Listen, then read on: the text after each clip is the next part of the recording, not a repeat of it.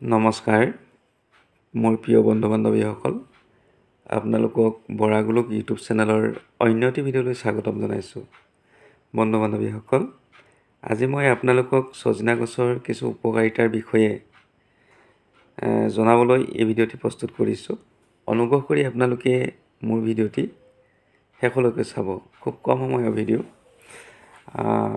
আহকচোন তেনেহ'লে সজনা গছৰ উপকাৰিতাৰ বিষয়ে কিছু কথা জানিবলৈ চেষ্টা কৰোঁ।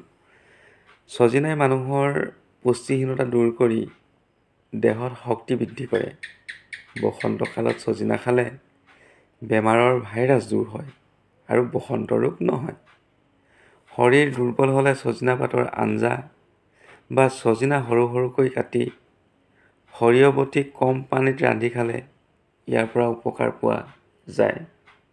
ডায়েবেটিছ ৰোগীৰ হাত ভৰি জিনজিনালে চকুৰ দৃষ্টিশক্তি হ্ৰাস পালে সজনাৰ আঞ্জাৰ পৰা সুফল পোৱা যায়। মানুহৰ ৰক্তচাপ বৃদ্ধি পালে, শৰীৰ দুৰ্বল হ'লে, বিক বেয়া হ'লে সজনা তৰকাৰী খালে কিছু সুফল পোৱা যায়।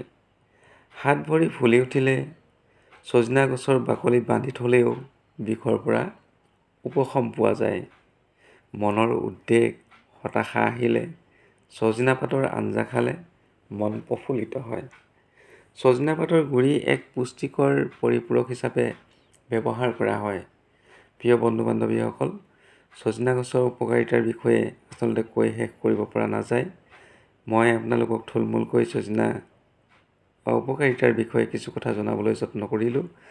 আপোনালোকে যদি মোৰ ভিডিঅ'টো চাই ভাল পালে তেনেহ'লে এটি লাইক আৰু কমেণ্ট কৰিবলৈ নাপাহৰিব, কিয়নো আপোনালোকৰ এনে পদক্ষেপে আমাক নতুন নতুন ভিডিঅ'সমূহ প্ৰস্তুত কৰাৰ ক্ষেত্ৰত যথেষ্ট অৰিহণা যোগায়, প্ৰেৰণা যোগায়।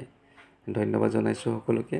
আপোনালোকৰ সকলোৱে শুভ হওক তাৰ কামনাৰে আজি ভিডিঅ'টি ইমানতে সামৰণি মাৰিছোঁ। ধন্যবাদ।